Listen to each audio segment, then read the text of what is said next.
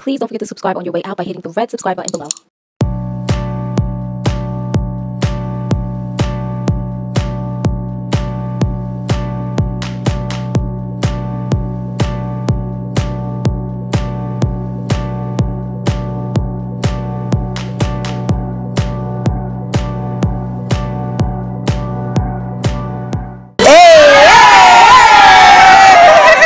Hey guys, it's me, Mario, also known as Soul Style Beauty, and welcome back to my channel. As you guys know, I am back in New York, and you guys know that I actually went to the Bonds Got a Singles Brunch. I absolutely loved everything her and Stephen LaBoussiere had to say. It was pure wisdom and good advice. So yeah, I actually looked at all my vlog clips, and I'm like, how am I going to put this together? Yo, vlogging is the hardest thing because you have to find how one clip or one scene is going to connect to another, and that's one thing that I learned through like my vlogging experiences. But anyways, I had all these random clips, and I'm like, how am I supposed to put this stuff together? So what I decided to do is I'm going to speak about my experiences and then input a clip of one of them speaking, giving their advice. So I hope that you guys like this video. It's not going to be like so much in vlogging form, but yeah, I'm sorry. I was just like, oh my gosh, I have no way to connect the clips. But anyways, I hope that you guys enjoy this video. Definitely leave any type of your experiences if you feel comfortable sharing, and leave your comments down below as well. Okay, so basically, I know we all as females went through a relationship where you felt like you gave your all, and no matter what you did, this person couldn't reciprocate it,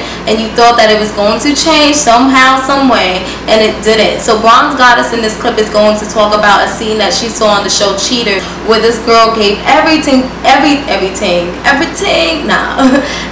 to this guy, and he still cheated on her, and he wanted to leave the relationship. So it's a sad situation, but they gave wonderful advice. So I hope that you guys enjoy this clip. Trim trying to pull the shirt off of his back because she said she had paid for it. She was trying to eat the fries off of his plate because she said she had paid for it. And when she got outside, she was just acting a fool because she was like, I gave you everything. I put my dream of going to school on hold so that you could go to school. And I'm just like, and he was like, I appreciate everything that you did. Oh my goodness. It just hurt my heart for him to just be like, and I appreciate it. And I thank you for this shirt and giving me a place to stay. I'm just like, but did he ask her to do all that? No, she did. Because she thought that she could do all of that, jump through all those hoops, show him. I think it's amazing that he would stay and he still cheated. Now, had she been giving him what he was giving her the whole time, she wouldn't be that heartbroken. She wouldn't be like that. She wouldn't be tearing the shirt off his back and she said she paid for it. It's about matching his level and what he's giving you, about it being reciprocal. It's a give and a take, not always give, and he's not always taking. It has to be reciprocal. Otherwise, you're going to be the one holding the bag. You're like, I gave you my everything. He's going to be like, I didn't ask you to. I didn't ask you to do all that. If I know what I'm worth, I don't have to do all that. If I'm a Maserati, I don't need to let everybody test drive me. I'm a Maserati. You want me to buy me? You not. You see what I got? The question is, if I'm a little old, some Volvo car, I don't know, I'm going to let everybody try it because I'm just so desperate to get someone to buy me. That's it. You got to know what you bring to the table. If you know you're that great woman, if you know you're that loving person, you don't have to do so much. And you have to ask yourself, why am I doing? Am I doing to prove something? Am I doing it to get their attention?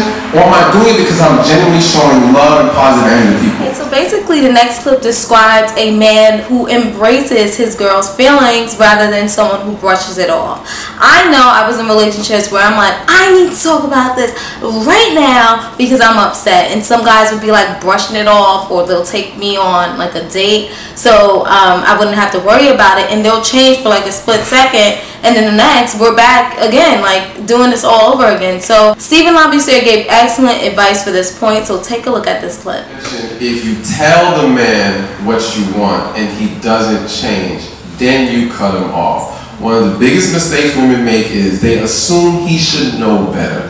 Alright? So he's over there texting you like crazy. Well, what man don't know? He don't even be texting all the time. I don't understand this. I don't get to know me.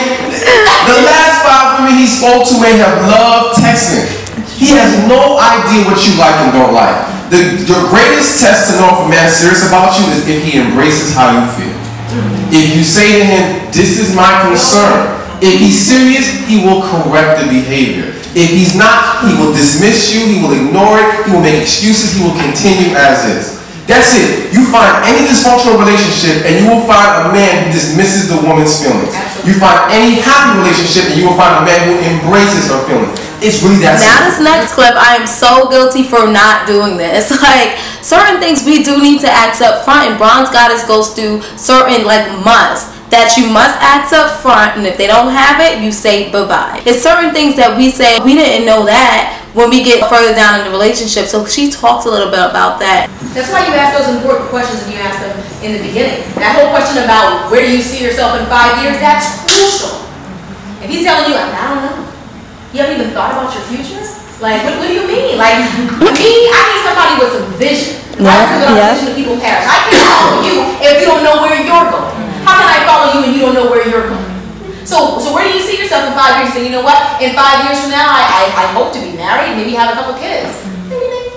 It's all good. Whatever he says. But that's a good question to ask. You find out those things up front, because you can say, you know what, I don't know what I'm going to do. But you find out his job history. What kind of jobs have you had? What kind of things have you done? You can say, well, I used to work at an ice cream shop. I used to work at a pizza shop. I used to work at, and he's telling you all this stuff, and you're like, you have you're all over the place. You ask him how long is your longest relationship. He tells you 3 months. That's the longest? Or he's never had a girlfriend. He's never been in any kind of relationship. And you're like, how old are you? There was never anyone that caught your eye? In all this time? You never know. I didn't say that. You've been in a relationship. But I'm just saying, you have to ask those questions up front. Even like you being in your purpose. You know, he could say, you could talk to him about things like that. If you had to do what you love to do and make little money, or do something else, like what would you choose? He could say, you know what, I'd rather be happy than have money. And that could be something that you want to hear. You can say, well, I need money. I mean, I need to do. Or you can say, you know what, that's great. It means I'd rather follow purpose than follow paper. That could be like something you want to hear. Don't be afraid to ask the questions that you need answers to. Don't assume. Don't make all these assumptions. That's one of the biggest things I think people do, is you're doing a lot of assuming. Ask him. If he's interested, he'll answer all your questions. The next clip that was so for me was this clip about closure. As you guys know, I told you guys I was in a relationship, and I kind of felt like it was really no closure. The way how it happened to me, I was just very hurt by it. And the way she explained it was so true. Like, I'm never gonna get an apology. I'm never going to get, you know what, I was wrong for that, or how I did it was so wrong. Like, I'm never gonna get that. So you have to learn how to kind of forgive yourself. It has a lot to do with forgiving yourself, not really even that closure with that person. So definitely take a look at this clip. Let me tell you this. You may be in a situation where you do not get closure. And you have to be okay with that. Sometimes you have to close it yourself and say, you know what? He's never going to admit to cheating on me. He's never going to admit that it was him and not me. He's never going to admit that I was a good woman to him and he didn't appreciate it. He's never going to admit it. You have to give yourself that closure. He may not give you that. So if you're waiting on that and you're bitter about that, you have to let that go. You may not get that. He may not say, I was wrong and you're a good woman. Really, it wasn't you, it was me. You may not get that. You have to let the angerness and the bitterness go, because all you're going to do is bring those like bags into your next relationship. And then he has to pay for the sins of this guy. And then you want to check his phone. And you want the access to his Facebook. And you want to know who's this on Instagram. And he's like, I actually love you. Like, the last guy tweeted, yeah, he did you wrong, but I'm actually loving you. You're giving me a hard time. You're giving me the treatment that you gave him, and I didn't deserve it. I'm not that guy.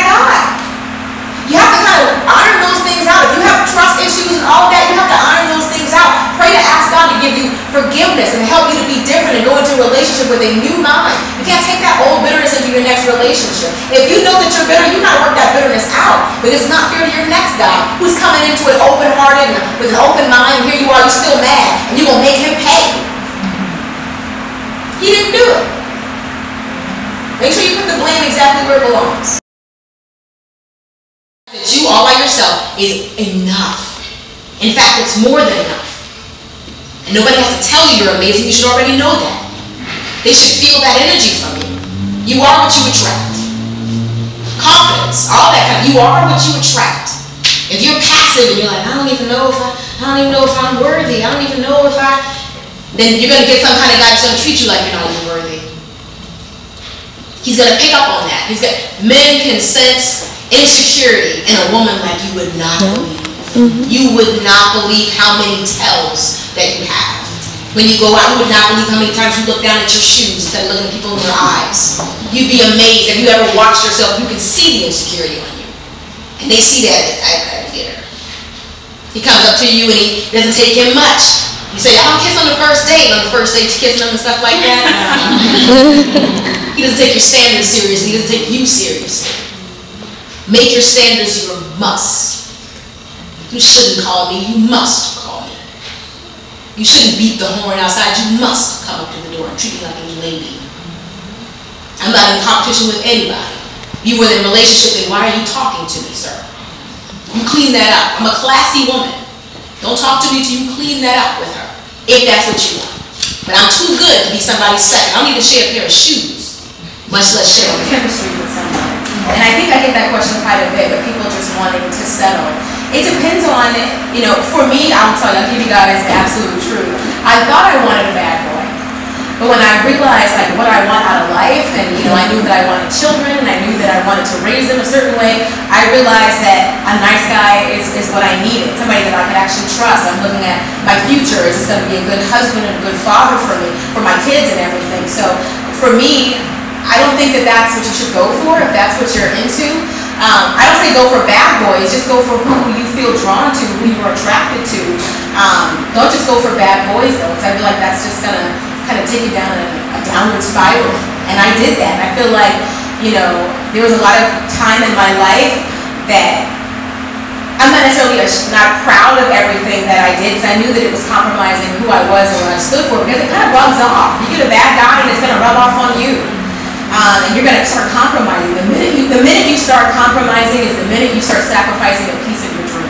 So when you start compromising and say, well, he isn't what I thought, and he isn't this, God's not going to give you somebody that's not your type. If he gave him to you, he knows exactly what it is that you need. If he knows you like him to be built a certain way, or you like him to be this, you like him to be that, he's going to give you what it is that he thinks that you need as well.